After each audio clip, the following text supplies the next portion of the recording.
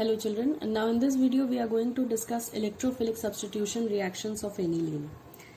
According to NCERT, if we see electrophilic substitution reaction of aniline में तीन सब headings हैं, bromination, nitration and sulfonation. Addition of these three, that is bromine, nitric acid and sulfuric acid, follows the electrophilic substitution path and we get the desired product.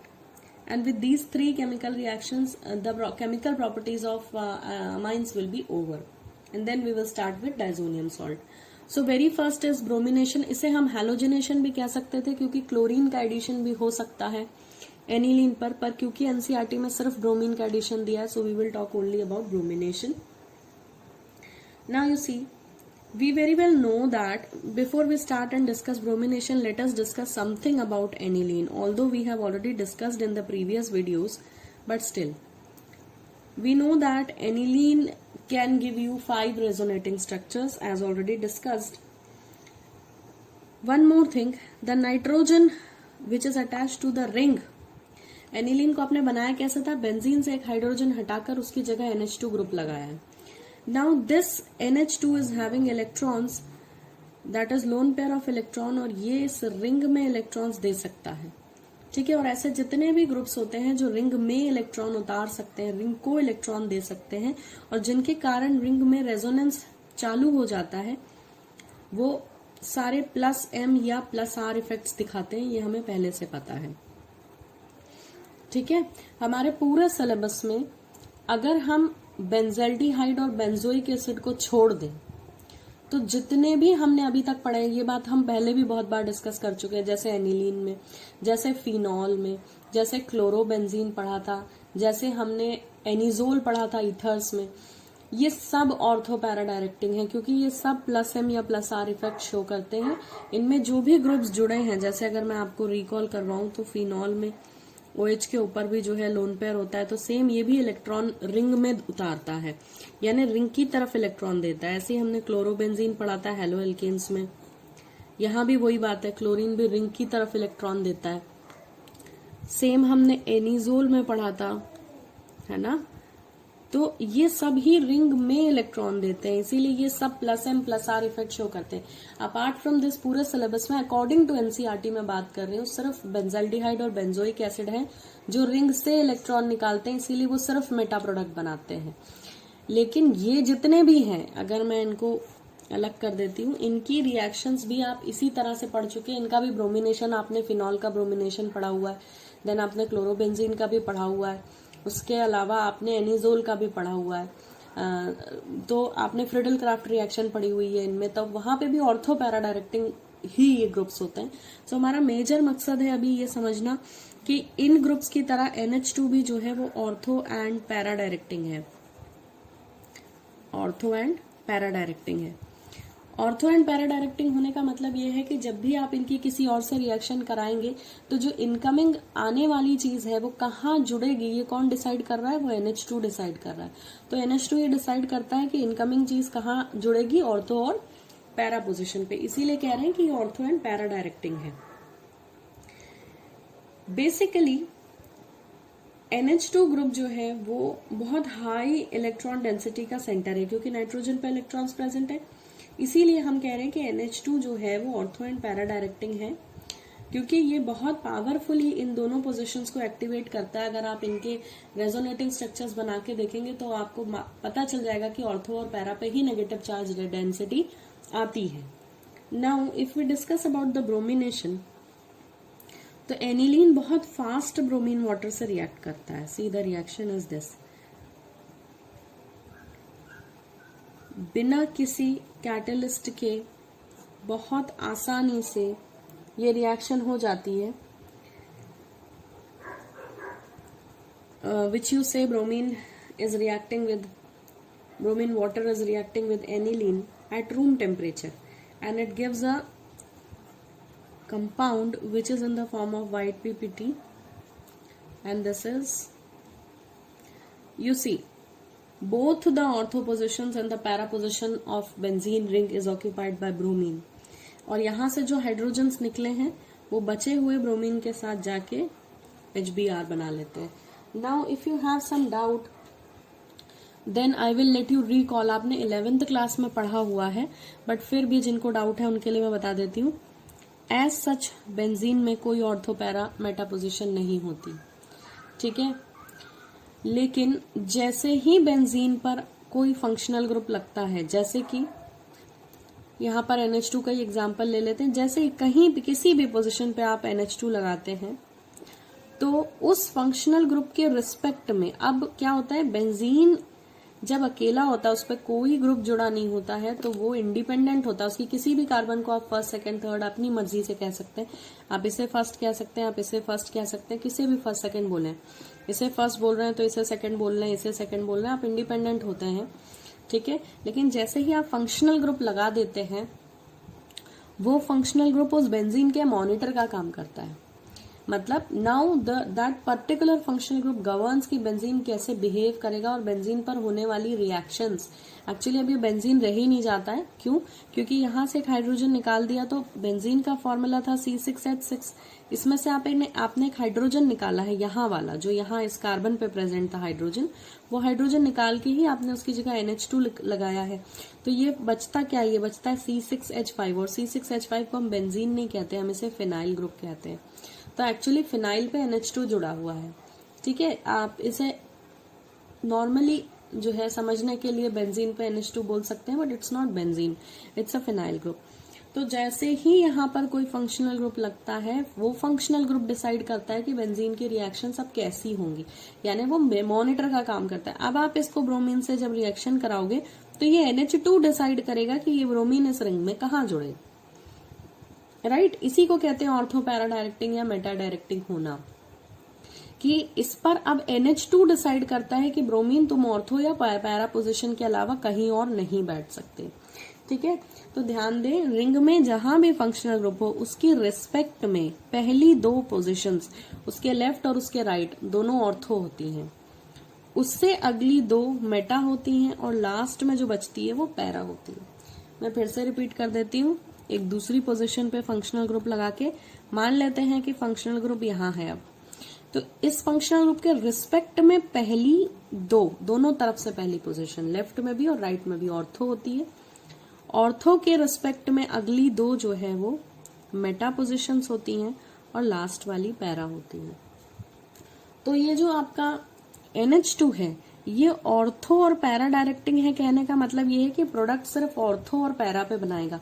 तो आप देखिए, ये NH2 के respect में ये और ये दोनों ऑर्थो पोजीशंस थी, दोनों पे ब्रोमीन लग चुका और पैरा पे भी लग चुका है, क्योंकि NH2 जो है वो ऑर्थो और पैरा डायरेक्टिंग है. तो ये एक एक्स्ट्रा इन्फॉर्मेशन है, आप 11th में बहुत अच्छे से पढ़ चुके हैं, बट स्टिल अगर कोई भूल गया हो तो उसके लिए मैंने इसे रिकॉल किया. अब ये जो प्रोडक्ट बना है इसका नाम है 246, क्योंकि ये जैसे ही फंक्शनल ग्रुप लगता है हम उसी कार्बन को पहला कार्बन बोल देते हैं. तो उस पहले के रिस्पेक्ट में ये दूसरा ले लें या ये दूसरा, आपकी जैसी मर्जी है. मैं इधर से लेती हूँ तो ये second, third, fourth, fifth, sixth, ठीक है. तो फर्स्ट पोजीशन पे NH2, उसके रिस्पेक्ट में सेकंड और सिक्स्थ पोजीशन आपकी क्या कहलाएगी, ऑर्थो, और फोर्थ पोजीशन क्या कहलाएगी, पैरा पोजीशन कहलाएगी. तो प्रोडक्ट में जो प्रोडक्ट बना है उसमें दोनों ऑर्थो पे ब्रोमीन है और पैरा पे ब्रोमीन है. तो हम इसे क्या बोलेंगे, 246, क्योंकि सेकंड, फोर्थ और सिक्स्थ कार्बन पे ब्रोमीन जुड़ा हुआ है. तो 246 ट्राई. तो ब्रोमीन वाटर से रिएक्शन करने पर एनिलीन क्या बना देता है, 246 ट्राइब्रोमो एनिलीन बना देता है. अब जो मेन प्रोडक्ट है वो इलेक्ट्रोफिलिक सब्स्टिट्यूशन रिएक्शन के बाद जो है एक्चुअली बहुत हाईली सब्स्टिट्यूटेड प्रोडक्ट बना है. दोनों ऑर्थो और पैरा पोजीशन जो है वो ऑक्यूपाइड हो गई हैं. तो एक्चुअली अगर हमें केवल एक मोनो सब्स्टिट्यूटेड एनिलीन बनाना है, यानी सिर्फ किसी एक पोजीशन पर, यहाँ पे तो दोनों ऑर्थो और पैरा पोजीशन जो है वो ऑक्यूपाइड हो गई ब्रोमीन से. मान ले अगर हमें मोनो सब्स्टिट्यूटेड एनिलीन डेरिवेटिव बनाना है तो हम क्या करेंगे, एक्चुअली जो एनिलीन का NH2 है वो बहुत ही ज्यादा एक्टिवेशन इफेक्ट शो करता है, तभी उसने दोनों ऑर्थो और पैरा को एक्टिवेट कर दिया. मान लें कि हमें सिर्फ पैरा प्रोडक्ट चाहिए, तब हम क्या करेंगे. तो this can be done by protecting the NH2 group by acetylation. अब हम क्या करें, हम कोई ऐसी रिएक्शन कराएं जिससे NH2 का ये जो बहुत ज्यादा एक्टिव इफेक्ट है ये ब्लॉक हो जाए। तो इसका सोल्यूशन ये निकाला गया कि मान ले आपको ऑर्थो और पैरा सारी पोजीशंस पे ब्रोमीन नहीं चाहिए, आपको मोनो सब्स्टिट्यूटेड प्रोडक्ट बनाना है, किसी एक ही पोजीशन पे आपको ब्रोमीन सब्स्टिट्यूट कराना है, तो आप क्या करेंगे, तो ऐसा कहा गया कि आप एनिलीन को ब्लॉक कर दें। अगर एनिलीन को क्या कर दें, बंद कर दें। ब्लॉक कर देगा मतलब क्या है, इसके इफेक्ट को आप किसी तरह अगर बंद कर दें, तो कैसे बंद कर दें में बताया गया कि आप रिएक्शन करा दें एनिलीन की, किससे, एसिटिक एनहाइड्राइड से। ये प्रोसेस एसिटाइलेशन कहलाता है।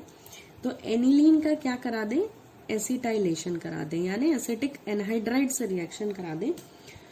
तो इससे क्या होगा कि देखें क्या होगा, ऐसा करने से यहां पर ये प्रोडक्ट बनेगा। ये कैसे बना है, यहां से एक हाइड्रोजन और यहां से एक एसिटिक एसिड का मॉलिक्यूल निकल जाएगा। कैसे निकल जाएगा आप देखें, इसका मैकेनिज्म हमारे सिलेबस में नहीं है, but still if you have to understand, then ये एसिटिक एनहाइड्राइड, एसिटिक एनहाइड्राइड का मतलब क्या हुआ, CH3CO 2 बार है, राइट, होल ट्वाइस, और एक ऑक्सीजन है साथ में, तो OCO CH3। अगर इसे कंडेंस्ड करेंगे तो CH3CO 2 टाइम्स, तो CH3CO whole twice O। Clear होता है। तो अब आप देखें कि ये वाला बॉन्ड तोड़ ले या कोई सा भी तोड़ ले, ठीक है, तो यहां से जो है एक्चुअली ये जो कार्बन है, ये दोनों ही कार्बन जो है बहुत ज्यादा इलेक्ट्रॉन डेफिशिएंट सेंटर्स हैं, और यहाँ पे इलेक्ट्रॉन्स हैं देने के लिए। तो ये नाइट्रोजन इनकी मदद करने के लिए आगे बढ़ता है। तो यहाँ से मान ले ये बॉन्ड अगर टूट जाता है, ठीक है, तो ये वाला ग्रुप, ये देखो, ये जाके यहाँ जुड़ गया, COCH3 इस N से जुड़ गया है, ये लोन पेयर यहाँ लगा लिया, और एक हाइड्रोजन जो है वो कहाँ आ गया, इसके पास आ गया। तो इस तरह से एक मॉलिक्यूल ऑफ CH3COH भी यहाँ निकलेगा, जो कि लिखा हुआ नहीं है, बट ऐसा देख ले कि ऐसा हो रहा है। This is how acetic anhydride is added to aniline, और एक मॉलिक्यूल एसिटिक एसिड का फ्री हो रहा है यहाँ से। अब इस रिएक्शन को आगे बढ़ाते हैं। ये जो आपका प्रोडक्ट बना है, दिस इज N-फिनाइल इथेनामाइड, ये एसिटेनोलाइड बना है यहाँ पे। अब इसका ब्रोमिनेशन कराएं। अब अगर आप इसका ब्रोमिनेशन कराते हैं तो NH2 का नाइट्रोजन ब्लॉक्ड है, इसको C double bond O CH3 लगा के आपने ब्लॉक कर दिया, तो इसका एक्टिवेशन खत्म है। इसका लोन पेयर कहाँ चला गया, जिस लोन पेयर के कारण जो है चीजें हो रही थी वो तो रिएक्शन में काम आ गया, मतलब बॉन्ड बनाने में काम आ गया, और नाइट्रोजन की एक्टिविटी अब खत्म हो गई है।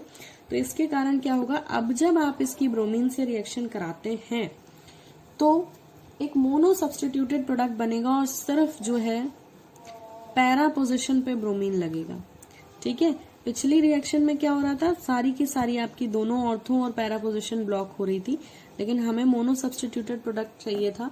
तो अब हमने ऐसा करके ऑर्थो पोजीशंस को अपनी बचा लिया है ब्रोमिनेशन होने से। अब आप इसका हाइड्रोलिसिस कर दें, ये जो आपका मेजर प्रोडक्ट बन गया है इसका कर देंगे हाइड्रोलिसिस, ठीक है।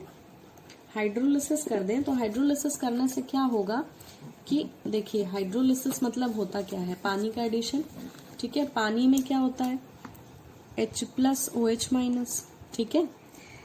अब यहाँ पर क्या होगा कि ये जो नाइट्रोजन है ये ज्यादा देर बिना इलेक्ट्रॉन के नहीं रह सकता, तो ये वाला बॉन्ड ये तोड़ के अपने इलेक्ट्रॉन्स को वापस उठाएगा, और जैसे ही यहाँ पे नेगेटिव चार्ज डेवलप होगा ये पॉजिटिव हाइड्रोजन नाइट्रोजन की तरफ खींचा चला जाएगा, और आपको प्रोडक्ट बनेगा ये।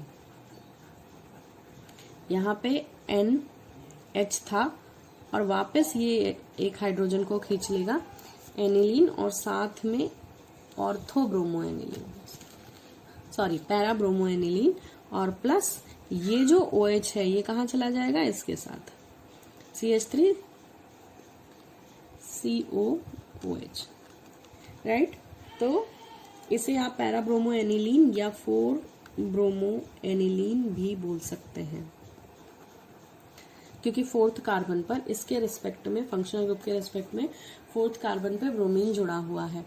So this is how you can block the activity of NH2 group and can prepare a mono substituted, सिर्फ एक ही पोजीशन पर, सिंगल पोजीशन पर सब्स्टिट्यूशन हुआ है, ठीक है।